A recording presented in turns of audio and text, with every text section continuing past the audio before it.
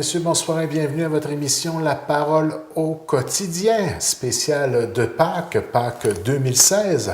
Comme à l'habitude, nous avons le plaisir d'avoir en studio avec nous M. le curé, M. Serge Tijani, curé de la paroisse du secteur Saint-François de Laval. Alors tout d'abord, bonsoir M. Serge et joyeuse Pâques. Joyeuse Pâques, Mirko. Et vous aussi, joyeuse Pâques. Alors, M. Serge, peut-être débuter l'émission en rappelant quand même la définition exacte de ces fameuses fêtes de Pâques. Évidemment, fête de Pâques. La Pâques, pour nous autres, les chrétiens, c'est la fête de la résurrection de Jésus. Donc, aujourd'hui, jour de Pâques, après plusieurs jours de préparation, tout le temps de carême, tous les jours saints, aujourd'hui, jour de Pâques, nous célébrons la résurrection de Jésus. C'est-à-dire, nous disons que dans notre foi et dans la réalité, après avoir connu la passion, la souffrance et la mort, après avoir connu la nuit du tombeau, Jésus est ressuscité. Et c'est ça que nous célébrons aujourd'hui. Lorsque l'on parle de célébrer justement nos Pâques, est-ce que c'est relié, vous venez d'énumérer quelques-uns des événements qu'on a soulignés durant la semaine, est-ce que c'est dû à ces événements-là qu'on dit nos Pâques avec un S? C'est ça, justement. Vous avez dû remarquer, nous autres les chrétiens, lorsque nous parlons de Pâques, et des gens m'ont demandé ça justement, c'est pour ça que ça revient dans notre émission, les gens m'ont demandé parfois pourquoi nous écrivons Pâques avec S. Parce que justement, lorsque nous prenons l'événement que nous célébrons aujourd'hui, jour de Pâques, avec S, c'est l'aboutissement d'une série d'événements. Le premier événement que nous célébrons, c'est la Pâque juive, parce que Jésus a célébré sa mort et sa résurrection dans le contexte de la Pâque juive. La Pâque juive qui rappelait déjà aux Juifs leur sortie d'Égypte, leur sortie de l'esclavage. Alors, quand nous célébrons Pâques, c'est d'abord cet événement-là, parce qu'on ne l'oubliera pas, nous sommes héritiers du peuple juif. Alors, nous célébrons la Pâque du peuple dont nous sommes héritiers, la sortie d'Égypte, le passage de l'enchaînement de la servitude à la libération.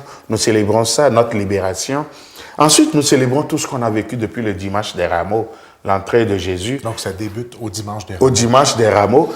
Et surtout le jeudi saint, l'institution de l'Eucharistie, ça fait partie de la Pâque. Le vendredi saint, la mort de Jésus, avec tout ce qu'on a célébré. La veillée de la nuit de Pâques, qui nous rappelle aussi la veillée juive de Pâques.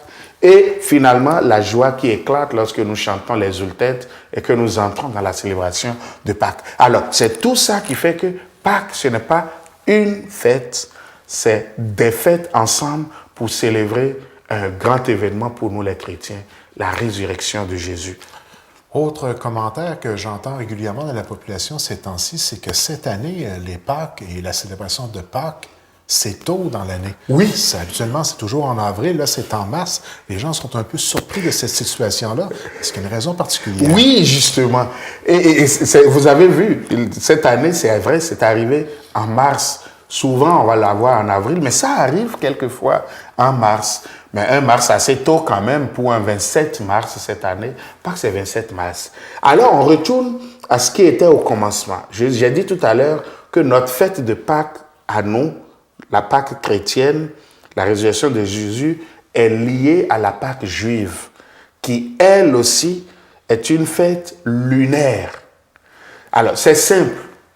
Pâques se célèbre pour nous les chrétiens le premier dimanche de la pleine lune du printemps. Aussi, j'ose dire aussi mathématique que ça. Alors, le printemps arrive souvent, cette année, il est arrivé entre le 19 et 20 mars. Et ce qui est arrivé pour nous cette année, le printemps est arrivé tout de suite, la pleine lune est arrivée tout de suite le 22 mars.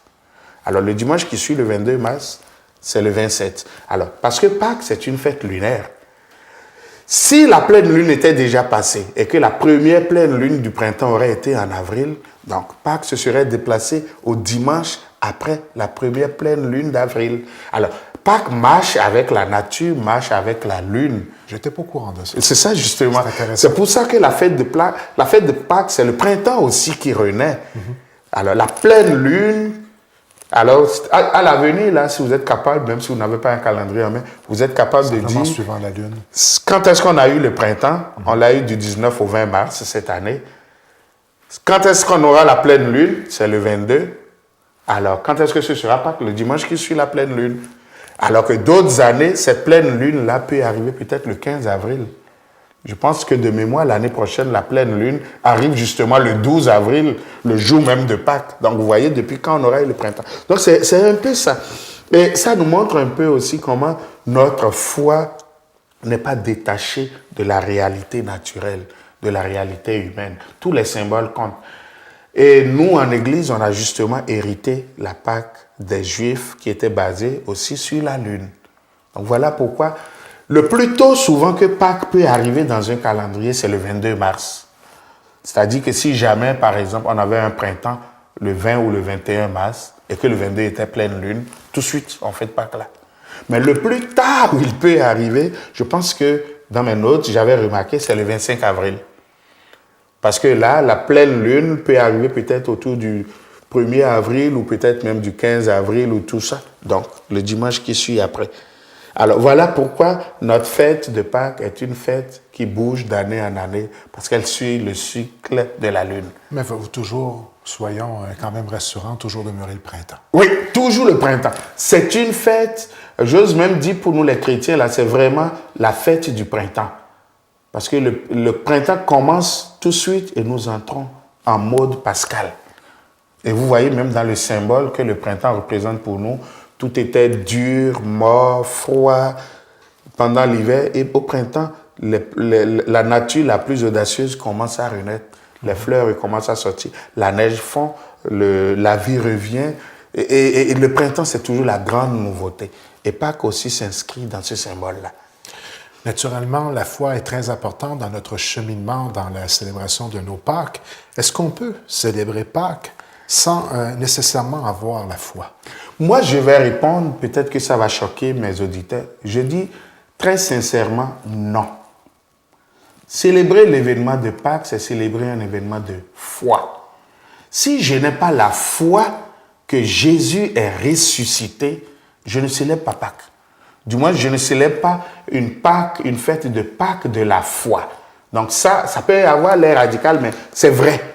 Ce que j'en célèbre à Pâques, c'est parce que nous croyons que Jésus est ressuscité que nous fêtons Pâques. C'est l'événement le plus important. C'est l'événement le plus important. Mais au même moment, quand j'ai dit ce nom qui peut avoir l'air radical, je concède aux gens que c'est un événement dans le calendrier qui malheureusement prend parfois beaucoup un caractère social chez nous. C'est congé, c'est coco, c'est chocolat, c'est rassemblement. Bon, là je concède. On peut toujours faire des choses à la période de Pâques, mais sincèrement, si nous ne mettons pas la foi en Jésus ressuscité au cœur de l'événement que nous célébrons, ben on a fait du social, mais on n'a pas fait la fête de Pâques. La fête de Pâques, c'est d'abord l'affirmation d'une foi. Donc, il n'y a pas de Pâques s'il n'y a pas de foi. Cette foi fait référence naturellement à la résurrection de Jésus. Peut-on croire encore aujourd'hui à cette résurrection de Jésus? Grosse question. Moi, je dis, c'est cette foi. La résurrection de Jésus, c'est le pilier de notre foi. C'est le pilier de notre vie chrétienne. Et là encore, je reviens aux chrétiens que nous sommes. Paul nous l'avait dit, Saint Paul, il dit, si le Christ n'est pas ressuscité, vaine est notre foi et c'est pour rien que nous nous dérangeons. La foi, c'est le pivot, c'est le noyau. La résurrection, excusez-moi, la résurrection de Jésus. C'est notre objectif. C'est le pivot, c'est le noyau de la foi chrétienne et de tout le contenu de la vie chrétienne. Enlever la résurrection de Jésus de notre foi et il ne reste plus rien.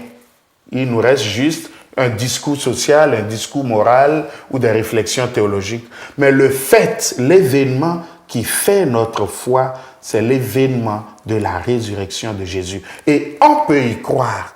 La parole de Dieu est là. L'événement que les apôtres ont vécu se retrouve là. Mais surtout, ce que je fais remarquer souvent aux gens quand on arrive à la période de Pâques, les jours qui vont suivre après, c'est de voir comment les 12 là, eux-mêmes ont dû avoir l'obligation de se convaincre que, regarde, la réalité nous impose de croire qu'il est ressuscité. Et comment même ils n'ont pas eu peur de sacrifier leur vie pour accepter, ils n'ont pas refusé de mourir pour dire clairement, oui, il est ressuscité. Même quand on les bastonnait, ils continuaient de dire qu'il est ressuscité. Est-ce que d'avoir la foi en la résurrection de Jésus, est-ce que de croire en cette résurrection-là implique que nous aussi, nous allons ressusciter? Absolument. Parce que la Pâque de Jésus, la foi en la résurrection de Jésus, crée notre foi à nous, en notre résurrection aussi. De dire que ce que Jésus a vécu pour nous sauver, il nous offre de le vivre pour être désormais avec lui. Alors, Saint Paul d'ailleurs, c'est encore lui, j'aime bien quand on arrive dans les méditations sur la réflexion, il dit, mais s'il n'y a pas de résurrection, qu'est-ce que nous faisons sur notre terre? Qu'est-ce qu'on fait sur notre vie? Notre vie n'a plus de destinée. Et c'est vrai, je ne peux pas juste vivre une vie sur terre qui ne débouche pas sur Dieu. Et ma vie qui débouche sur Dieu, c'est ça ma résurrection. Et celui qui me donne la garantie que ma vie, à la fin, débouchera sur Dieu pour devenir une nouvelle vie, une nouvelle Pâque, c'est Jésus, parce qu'il a fait ce passage avant moi et désormais, il m'intègre dans ce passage. Alors Pâques, en fait, la foi en Jésus, mais en fait aussi l'espérance que désormais, nous aussi, on ressuscitera avec lui. Donc, en terminant pour cette émission spéciale de Pâques, quel vœu vous faites à l'ensemble des chrétiens qui vivent sur le territoire de la paroisse du secteur Saint-François de Laval? Alors, j'en ferai peut-être de deux genres, de deux types. Vous voyez les mots que nous allons nous prononcer ce jour de Pâques et les jours qui vont venir, ou peut-être déjà dans les centres d'achat, les gens vous l'ont dit hier, avant-hier, joyeuse Pâques. Pâques, passage, renaissance, nouvelle vie, nouveau départ, quelque chose de bonheur plus grand. Donc c'est ça que je souhaite.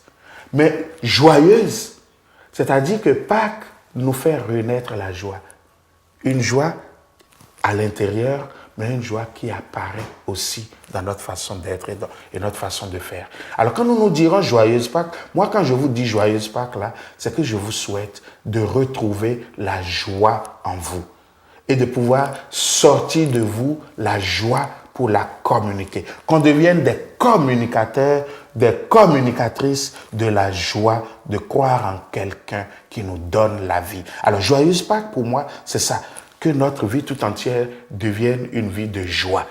Et évidemment, je vous souhaiterais, Pâques, sur 2 blocs, que cette joie aussi, nous sommes en année de miséricorde, se manifeste en miséricorde. Je suis tellement heureux du bonheur que je trouve en Dieu. Je suis tellement heureux de la vie nouvelle que j'ai en Dieu que désormais, ma relation avec les autres devient aussi une relation de bonheur. Et il n'y a pas de miséricorde sans bonheur, il n'y a pas de bonheur sans miséricorde. Alors cette année, si j'ai de joyeuses Pâques à nous souhaiter, c'est que ce soit de joyeuses Pâques d'amour et de miséricorde. Et que Dieu nous donne de trouver vraiment la joie en lui.